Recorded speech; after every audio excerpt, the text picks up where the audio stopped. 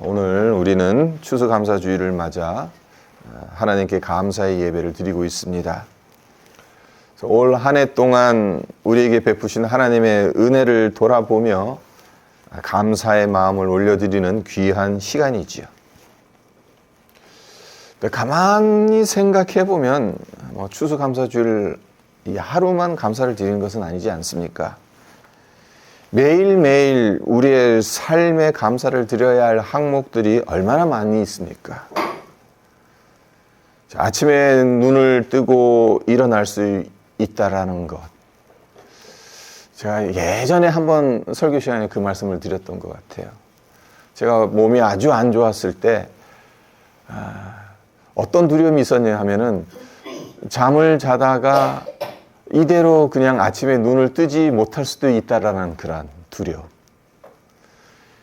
네, 아침에 눈을 뜨고 일어난다는 것. 그것이 얼마나 감사한 일인가. 제가 몸이 아주 안 좋았을 때 깨달았던 감사의 항목이었습니다. 그리고 일터에서 일할 수 있는 건강. 또 우리 국수자 집사님 같은 경우에는 80의 나이에도 필드에 나가서 골프 스윙을 할 수 있다라는, 그럴 수 있는 건강이 있다라는 것. 또 힘들 때 함께 기도해주는 믿음의 가족이 곁에 있다는 것. 우리의 삶의 그런 구석구석들을 하나하나 살펴보면 감사할 것들이 사실 너무나도 많습니다.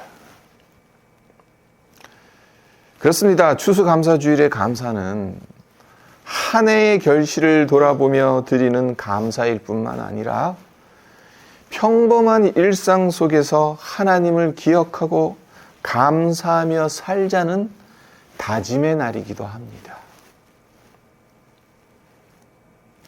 그래서 오늘은 이런 취지를 살려서 모든 일에 하나님께 감사드리는 것이 무엇인지를 함께 나누고자 합니다. 오늘 본문인 데살로니가전서 5장 18절을 다시 보시면 범사에 감사라. 이것이 그리스도 예수 안에서 너희를 향하신 하나님의 뜻이니라. 먼저 살펴볼 것은요, 그리스도 예수 안에서라는 구절입니다. 자, 우리 생각엔 범사에 감사라.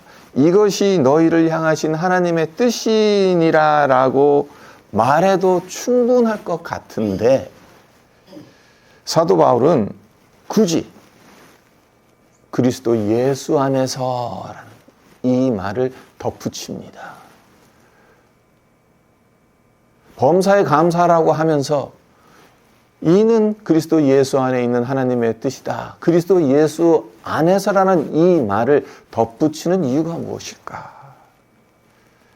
당연히 무슨 이유가 있기 때문에, 목적이 있기 때문에 사도 바울이 그리스도 예수 안에서라는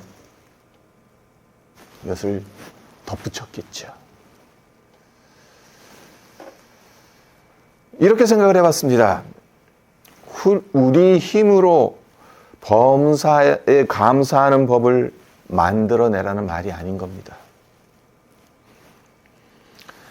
가장 완벽한 감사의 본을 보이신 예수님 안에 있어야 범사에 감사할 수 있다라는, 그것이 사도 바울이 그리스도 예수 안에서라는 이 말을 이 구절 안에 넣은 것이 아닐까, 그런 생각을 해봤다는 겁니다. 그렇습니다. 감사에 있어서 가장 완벽한 본을 보이신 분은 예수님입니다.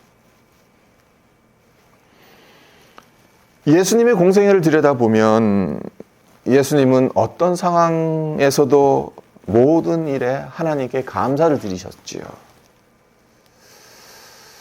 그러니까 예수님의 수많은 감사 기도가 나옵니다. 복음서를 이렇게 살펴보면.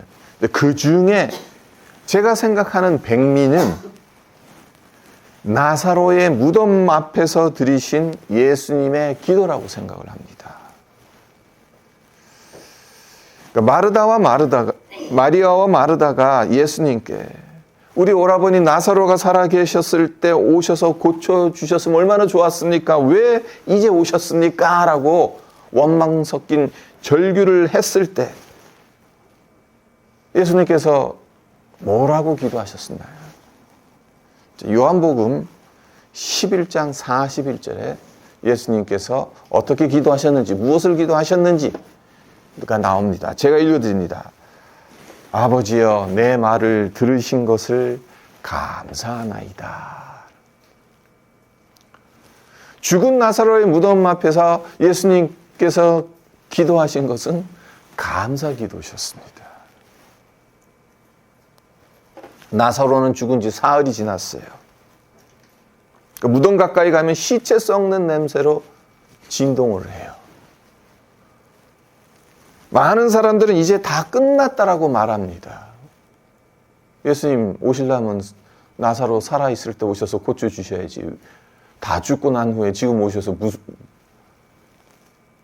사람들은 더 이상 예수님에게서조차도 희망이 없다. 다 끝난 거, 죽었으면 끝난 거 아닙니까? 네. 그런 상황에서 예수님은 하나님께 감사의 기도를 들으셨다는 겁니다. 내 말을 들으신 것을 감사하다. 그러니까 하나님께서 내 말을 들으셔서 이 죽은 나사로를 다시 살려주실 것에 대한 감사의 기도를 드리신 거죠. 그러니까 예수님은 죽음 앞에서도 감사를 드리신 분입니다. 그래서 우리가 성도의 죽음은 복된 죽음이라고 하죠. 그래서 세상 사람들은 죽음 앞에서 감사를 드리지 못합니다. 하지만 우리 크리스찬들은 죽음 앞에서조차 감사를 드리잖아요. 하나님의 품 안으로 이제 영원한 평안 가운데 이 영혼을 주님께서 불러주셨으니 감사합니다라는 죽음 앞에서도 우리가 감사를 드릴 수 있는 것. 그러니까 예수님께서 그 본을 보여주신 거예요. 나사로의 죽음 앞에서. 그리고 최후의 만찬에서는 어떠하셨습니까? 마가복음 14장 22절과 23절을 제가 읽어드리면 그들이 먹을 때 예수께서 떡을 가지사 축복하시고 떼어 제자들에게 주시며 이르시되 받으라 이것은 내 몸이니라 하시고 또 잔을 가지사 감사 기도하시고 그들에게 주시니 다 이를 마시매. 이 장면을 한번 상상해 보십시오. 그날 밤에 예수님은 체포되십니다. 재판을 받으십니다. 십자가에 못 박히십니다. 근데 제자들은 이 사실을 아무도 모릅니다. 예수님만 알고 계시는 겁니다. 주님 앞에 이제 죽음이 곧 닥쳐오는 겁니다. 이런 상황에서 감사가 어떻게 나오겠습니까? 하지만 주님은 떡과 잔을 들고 감사의 기도를 드리신 겁니다. 나사로의 죽음이나 주님의 십자가 지심을 앞둔 마지막 만찬에서나 예수님은 감사의 기도를 드리셨습니다. 이와 같이 사도 바울이 그리스도 예수 안에서라고 말한 것은 범사에 감사하는 것은 예수님 안에서 가는, 예수님의 본을 보면서 예수님의 은혜로 이것이 가능하다라는 선언입니다. 예수님은 우리가 범사에 감사할 수 있는 길을 보여주셨고 그 길은 단순한 어떤 긍정적인 마인드, 그러니까 아니면 자기 최면이 아니라 예수님과의 연합된 삶의 결과이라는 것을 사도 바울이 그리스도 예수 안에서라는 이 말로 제시하고 있는 거죠. 자, 이제 오늘 본문 말씀을 좀 더 구체적으로 살펴보도록 할 텐데요.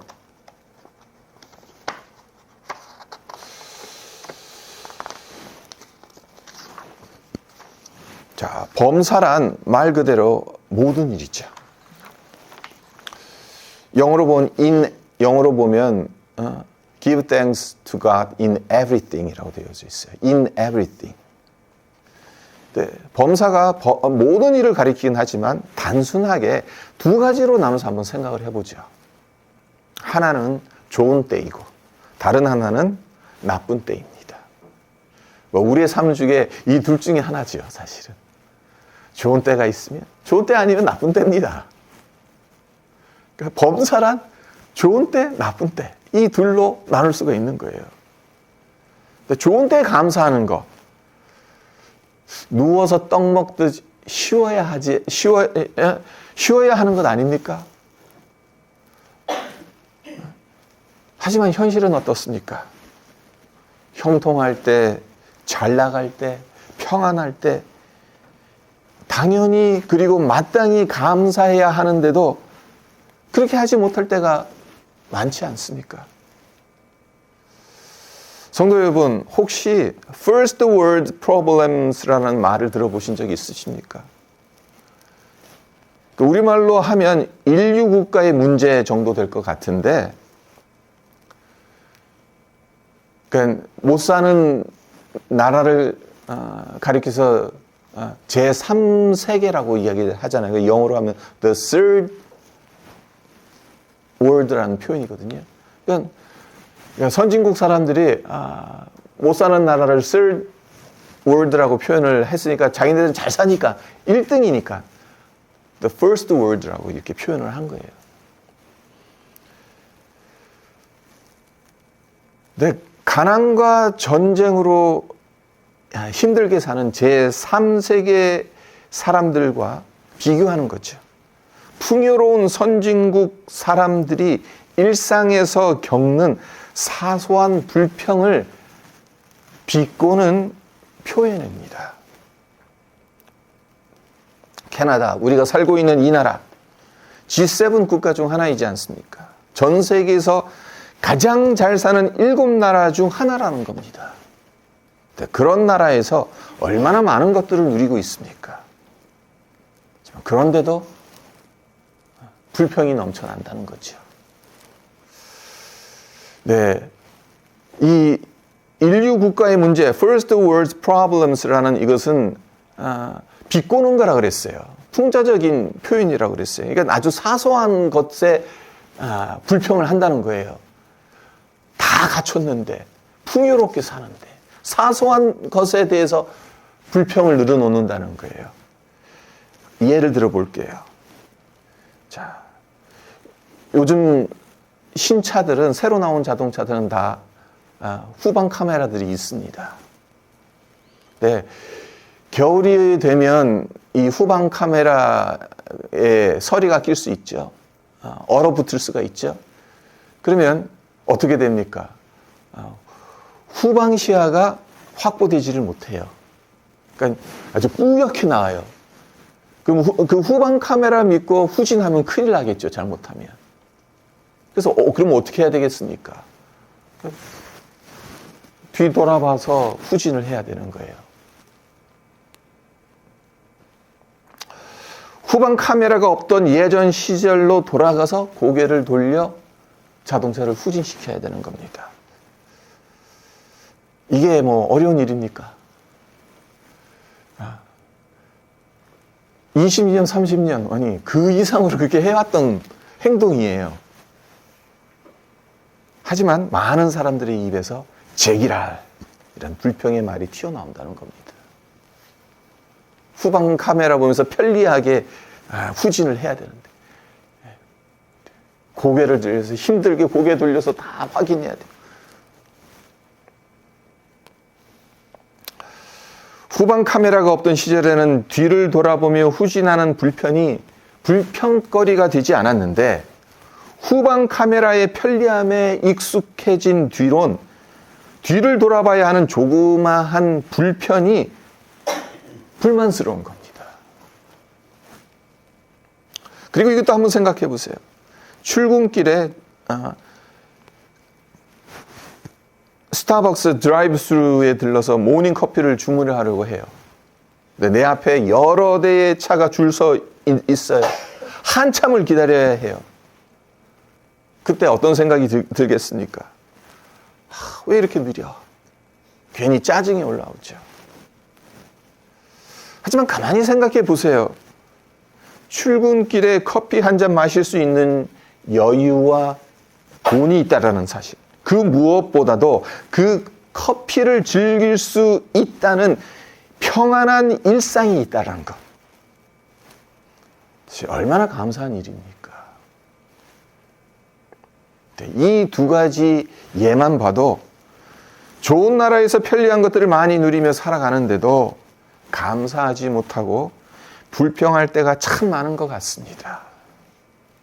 그러니까 좋은 때 감사하는 것이 생각처럼 쉽지 않다는 것을 말씀드리는 겁니다. 내가 좋을 때, 나에게 좋은 것이 주어질 때 하나님 감사하겠습니다. 그러기 쉽지 않다는 겁니다. 자, 이번엔 이제 나쁜 때를 살펴봐야겠죠? 좋은 때에 감사하는 것이 쉽지 않다고 방금 전에 말씀드렸는데, 좋은 때에 감사하는 것이 쉽지 않다면 힘들고 나쁠 때는 얼마나 힘들겠냐는 거예요. 얼마나 어렵겠냐는 거예요. 성경의 한 인물을 통해서 우리가 한번 살펴보도록 하죠. 욥을 보세요. 욥은 하나님께서 인정하신 의인입니다. 그런 그가 자식과 재산을 잃었습니다.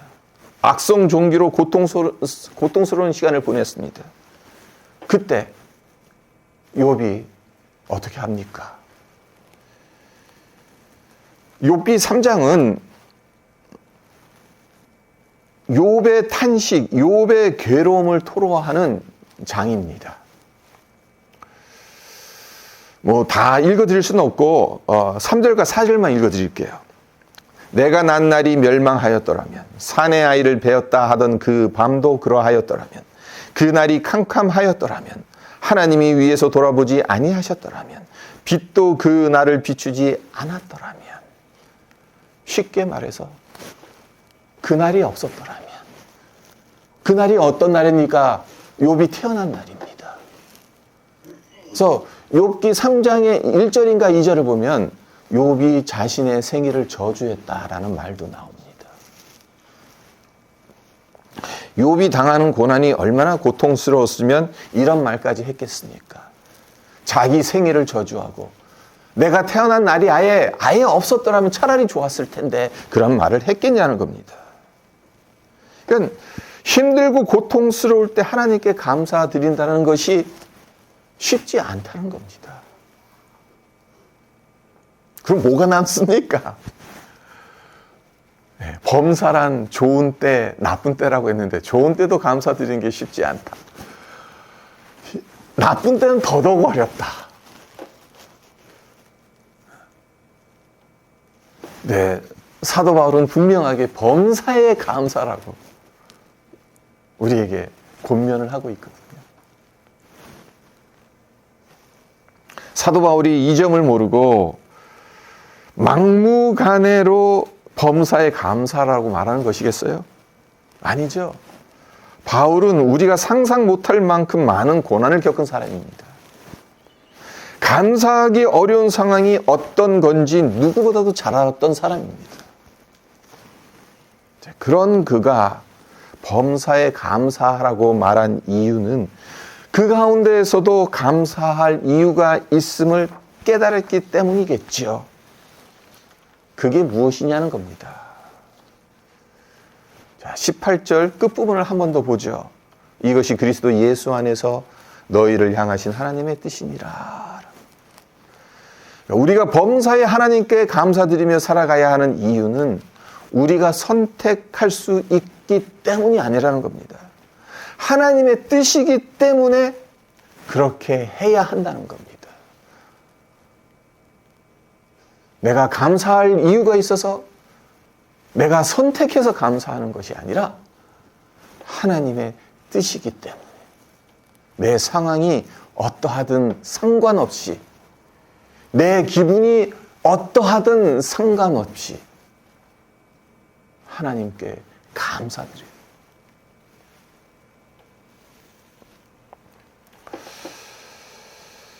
우리가 주목해서 봐야 되는 것은 바울이 무엇 때문에 감사하라고 하지 않았다는 거예요. 범사에 감사하라고 말했다는 겁니다. 이 차이는 미묘한 것처럼 보이지만 상당히 큰 차이입니다. 자, 솔직히 이 세상엔 우리가 하나님께 감사하기 어려운 것들이 엄연히 존재하지 않습니까? 악한 일, 불의한 일, 갑작스러운 질병, 예기치 못한 실직, 이런 일들 앞에서 감사합니다라는 말이 쉽게 나오겠습니까? 그 순간만큼은 정말 감사라는 이 말이 나오기 어렵습니다. 물론 그런 것들도 하나님을 사랑하는 자, 그 뜻대로 부르심을 받은 자들에게는 하나님께서 합력하여 선을 이루셔서 유익이 되기는 합니다마는 그 순간만큼은 하나님께 감사드릴 만한 생각이 안 듭니다. 그래서 중요한 게 있습니다. 감사할 일이 있어서가 아니라 무슨 일이 있어도 하나님께 감사할 수 있는 마음의 태도입니다. 결국엔 이겁니다. 상황 탓하고 사람 탓하고 기분 탓하고 그렇게 되면 first world에 살고 있어도 프로블렘들이 많아요.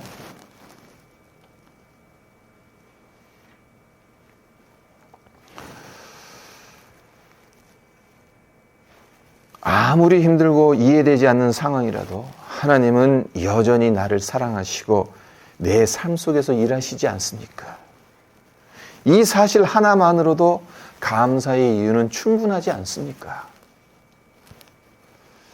결국 문제는 감사할 이유가 있느냐 없느냐가 아니라 우리가 그것을 찾느냐 못 찾느냐에 달려 있다는 겁니다. 감사가 태도라면 구체적으로 어떻게 그런 태도를 기를 수 있겠냐는 거예요.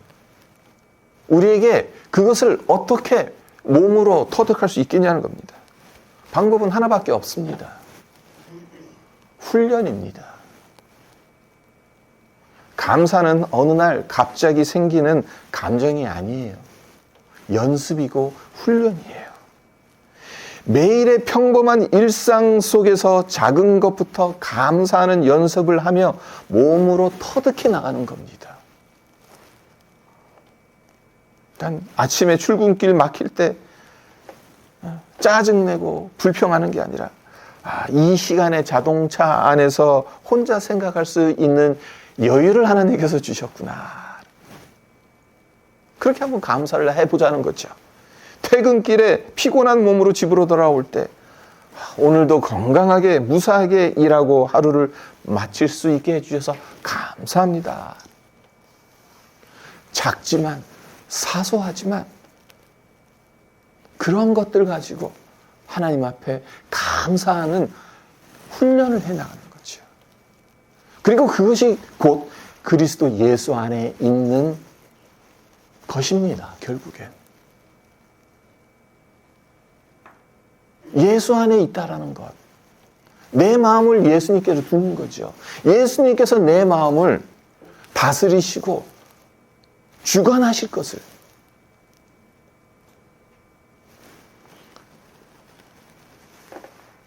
자, 제가 이렇게 말씀드리는 것, 감사를 억지로 짜내라는 것 아니라는 것, 성도님들도 잘 아시지 않습니까? 우리의 삶의 시선을 조금만 바꿔보자는 겁니다. 생각의 관점을 조금만 바꿔보자는 거예요. 불평할 상황에 감사의 관점으로 바라보자는 겁니다.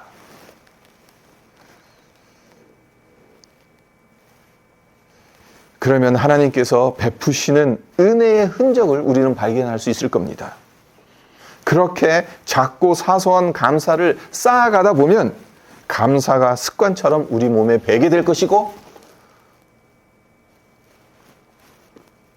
범사에 감사하는 자리로 우리가 나아가 있는 것을 발견하게 될 것입니다. 말씀을 맺겠습니다. 범사에 감사하라. 이것이 그리스도 예수 안에서 너희를 향하신 하나님의 뜻이니라. 이 짧은 구절 안에 우리의 삶 전체를 향한 하나님의 뜻이 담겨 있습니다. 좋은 때와 나쁜 때, 형통할 때와 힘든 때, 기쁠 때와 슬플 때, 그 어떤 때든 우리가 그리스도 안에서 범사에 감사하는 자로 살아가는 것이 하나님께서 바라시는 뜻이라는 것. 감사에 있어서 가장 완전한 본을 보이신 예수님 안에서 작고 사소한 것부터 감사의 훈련을 시작하시기를 바랍니다. 그래서 범사의 감사가 자연스럽게 우리 몸에 배어서 하나님의 뜻을 이루어가는 우리 모두가 되시기를 주님의 이름으로 축원드립니다.